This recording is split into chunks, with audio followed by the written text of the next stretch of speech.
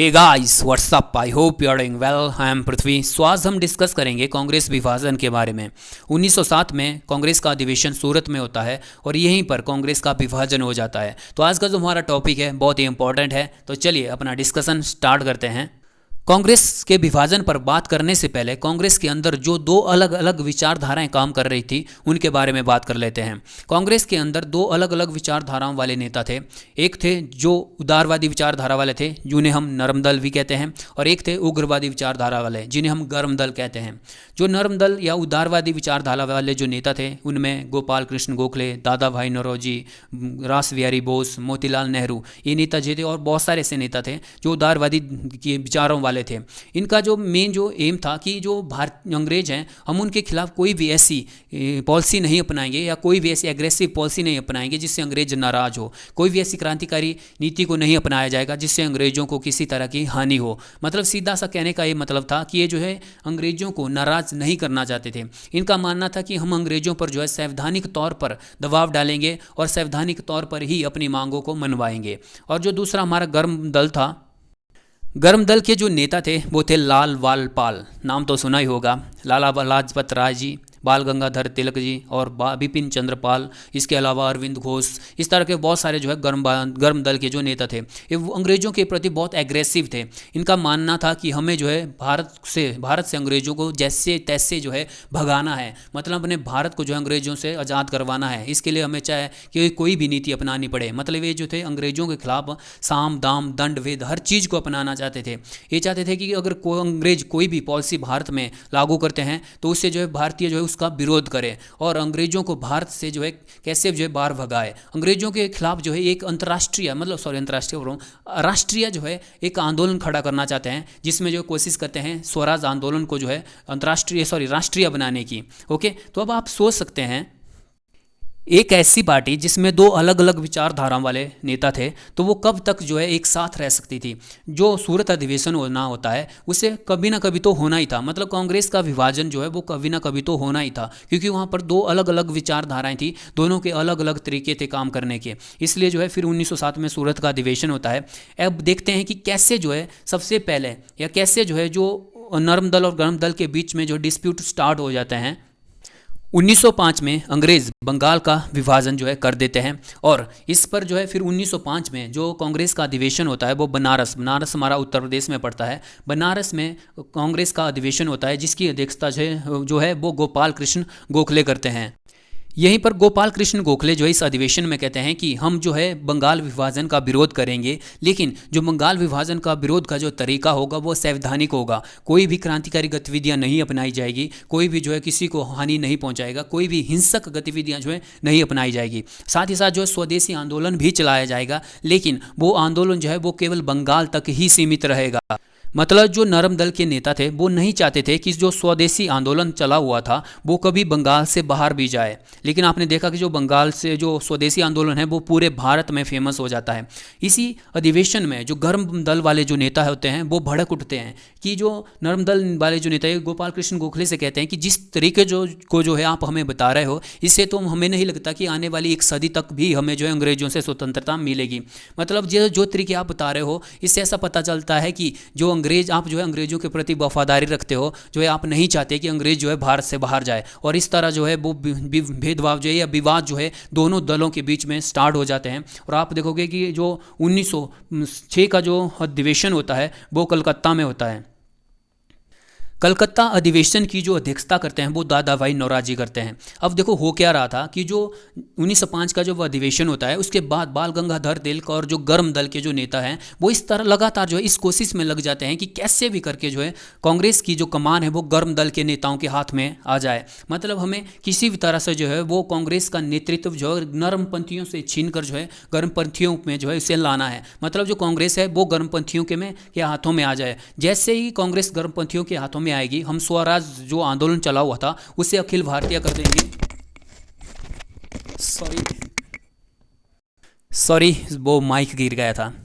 जो गर्म दल के जो नेता होते हैं वो चाहते हैं कि हमें जो है कांग्रेस जो है हमारे नेतृत्व में आ जाए, और ये जो नरम दल वाले नेता हैं इन्होंने जो कांग्रेस को बिल्कुल शांत बना दिया है। ये कभी अंग्रेजों के अगेंस्ट में कभी कोई कदम उठाएंगे ही नहीं, इसलिए जो वो लगातार जो है वो कांग्रेस का नेतृत्व अपने हाथों में, मतलब गर्म दल के जो नेता है वो लगातार कोशिश करते हैं कि कैसे जो है गर्म दल का कांग्रेस का जो नेतृत्व है वो गर्म दल के हाथों में आ जाए। और इसी की खींचतान में जो है आप देखोगे कि 1907 का फिर सूरत अधिवेशन हो जाता है। होता क्या है कि 1906 के जो 1906 का जो कलकत्ता अधिवेशन होता है, इसमें जो है बाल गंगाधर तिलक, लाला लाजपत राय जी का नाम जो है इस अधिवेशन की अध्यक्षता के लिए दे देते हैं कि अब जो 1906 का जो अधिवेशन कलकत्ता में होगा उसके जो अध्यक्ष होंगे वो लाला लाजपत राय होंगे। वहीं पर नरम दल वाले नेता क्या करते हैं कि दादा भाई नौरोजी को आगे कर देते हैं, क्योंकि दादा भाई नौरोजी एक ऐसे नेता थे, एक ऐसे पर्सन जो सबसे सीनियर थे, उनके अगेंस्ट में कोई नहीं जाता। तो इसमें जो है फिर लाला लाजपत राय जी को जो है गर्म दल के नेताओं के द्वारा बिठा दिया जाता है,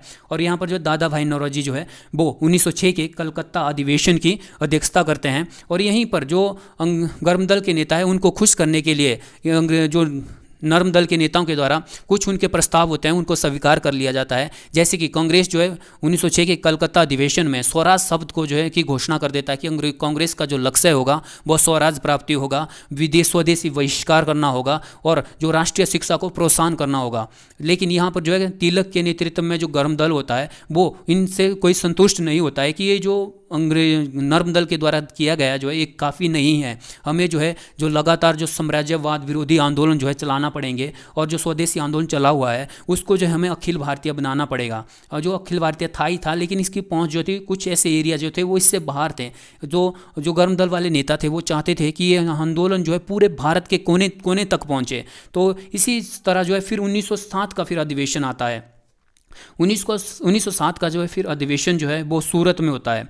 यहाँ पर आप देखोगे गुजरात है ना, गुजरात के यहीं पर एक पर्वत मिलेगा आपको, सतपुड़ा पर्वत। सतपुड़ा पर्वत के ऊपर से नी जाती है नर्मदा नदी और नीचे से जाती है, आप ऐसे समझिए, यहाँ पे सतपुड़ा पर्वत है, ठीक है। सतपुड़ा पर्वत के ऊपर से जाती है नर्मदा नदी, नीचे से जाती है तापी नदी। तो तापी नदी के तट पर जो है वो सूरत है, गुजरात में पड़ता है सूरत, ओके।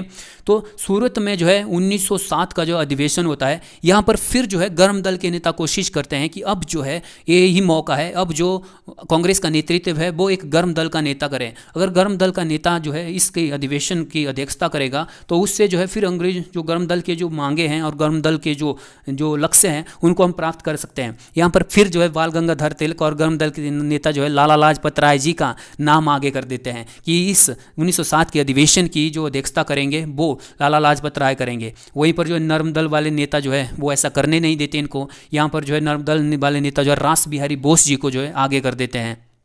जैसे ही रास बिहारी बोस जी का नाम नरम दल के नेताओं के द्वारा आगे किया जाता है, ये जो आपको यहाँ पर दिख रहे हैं शख्स ना, ये हैं रास बिहारी बोस जी। रास बिहारी बोस जी का नरम दल के नेताओं के द्वारा 1907 के सूरत अधिवेशन के लिए जो है इनका नाम आगे कर दिया जाता है। और यहाँ पर फिर से जो है लाला लाजपत राय जी जो है वो अपना नाम वापस ले लेते हैं। यहाँ पर जो है दोनों धड़ों के बीच जो है मतभेद स्टार्ट हो जाते हैं। एक दूसरे के प्रति इनकी कड़वाहट इतनी ज़्यादा हो गई थी कि जो है यहाँ पर सूरत में जो है कांग्रेस का विभाजन हो जाता है। जो रास बिहारी बोस जी हैं और जो मोतीलाल नेहरू, जो जवाहरलाल नेहरू के पिता थे, मोतीलाल नेहरू जो है वो इस यहाँ पर जो है इन दोनों धड़ों का जो है क्या करवाते हैं, वो समझौता करवाने की कोशिश करते हैं, लेकिन ये समझौता जो वो सफल नहीं हो पाता। और यहीं पर जो है फिर सूरत अधिवेशन में ही कांग्रेस का विभाजन हो जाता है। और जो गर्म दल वाले जो नेता होते हैं, यहाँ पर होता क्या है कि जो गर्म दल वाले नेता होते हैं वो जो है जोर जोर से चीख चीख के जो यहाँ पर बातें करते हैं, ठीक है। ऐसा लग रहा था कि जैसे मतलब अभी जो है यहाँ पर लड़ाई हो जाएगी। यहाँ पर फिर नर्म दल वाले नेता जो है वो अंग्रेजों को बुलाते हैं। फिर अंग्रेजों के द्वारा जो है गर्म दल वाले नेताओं को 1907 के अधिवेशन से जो है बाहर कर दिया जाता है। और उसके बाद गर्म दल वाले नेता एक अलग पार्टी की स्थापना करते हैं और वो खुद को जो है वो नेशनलिस्ट पार्टी के नाम से पुकारते हैं या नेशनलिस्ट पार्टी की स्थापना करते हैं। और यहीं से आप देखोगे कि 1907 से लेकर 1915 तक जो है वो कांग्रेस बिल्कुल मरी हुई होती है, मतलब बिल्कुल शांत रहती है। कोई इनके द्वारा अचीवमेंट नहीं की जाती, इनके द्वारा कोई ऐसा बड़ा कार्य भी नहीं किया जाता। मतलब ये बिल्कुल शांति, ऐसा लगता था कि भारत में कोई कांग्रेस नाम की कोई पार्टी ही नहीं है, मतलब पूरी महत्वहीन रहती है 1907 से 1915 तक। तो उसके बाद जो आप देखोगे फिर जो है एनी बेसेंट के द्वारा जो है फिर से कांग्रेस को जिंदा किया जाता है। और उसके बाद जैसे 1914 में जो एनी बेसेंट इसमें एंट्री मारती है, एनी बेसेंट के द्वारा जो है फिर जो गर्म दल के नेता थे उनको इकट्ठा किया जाता है और फिर से 1915 में कांग्रेस चलना शुरू हो जाती है। अब हम यहाँ पर थोड़ा सा बाल गंगाधर तिलक जी के बारे में जान लेते हैं। बाल गंगाधर तिलक जी जो है वो 2 पत्र जारी करते हैं। उनकी जो है 2 ऐसे न्यूज़पेपर थे, या आप उनको मैगजीन भी कह सकते हैं। एक था केसरी और दूसरा था मराठी। ठीक है, आपसे एग्जाम में पूछा जाता है कि केसरी जो वो किसका पत्र था या किसकी मैगजीन थी, तो वो बाल गंगाधर तिलक की थी। और मराठा भी जो है बाल गंगाधर तिलक की थी। इनकी लैंग्वेज पूछी जाए तो केसरी जो थी वो मराठी में थी और जो मराठी थी वो इंग्लिश में थी। बाल गंगाधर तिलक जी पहले ऐसे व्यक्ति थे जिनको जो है न्यूज़ या पत्रकारिता के लिए जो है वो जेल में भेजा जाता है 1882 में। ठीक है, आपसे क्वेश्चन पूछा जाएगा वो कौन सा पहला व्यक्ति था जिसको पत्रकारिता के लिए या न्यूज़ के लिए जो है वो जेल जाना पड़ा था, तो बाल गंगाधर तिलक जी को 1997 में 1997 में जो है बाल गंगाधर तिलक जो है फिर जेल जाते हैं। रैंड एंड आयरस जो होते हैं वो भारत में आए होते हैं और उनको की जो है वो हत्या कर दी जाती है। और उनकी हत्या को बाल गंगाधर तिलक जी जो है अपनी केसरी वाली न्यूज़पेपर में जो है सही ठहराते हैं, जिसकी वजह से उन्हें 18 माह की कैद हो जाती है। उसके बाद जून 1908 में जो है बाल गंगाधर तिलक जी को 6 साल की जो है सज़ा होती है और उन्हें भेजा जाता है म्यांमार की मांडले जेल। म्यांमार मतलब जो आपका आज जिसे हम पहले बर्मा कहते थे, ठीक है, उसी म्यांमार में जो है मांडले जेल थी, वहाँ पर जो है बाल गंगाधर तिलक जी को भेजा जाता है। तो गाइस, ये था कांग्रेस का सूरत विभाजन। सो इस वीडियो में बस इतना ही, मिलते हैं नेक्स्ट वीडियो में, तब तक के लिए बाय बाय गाइस।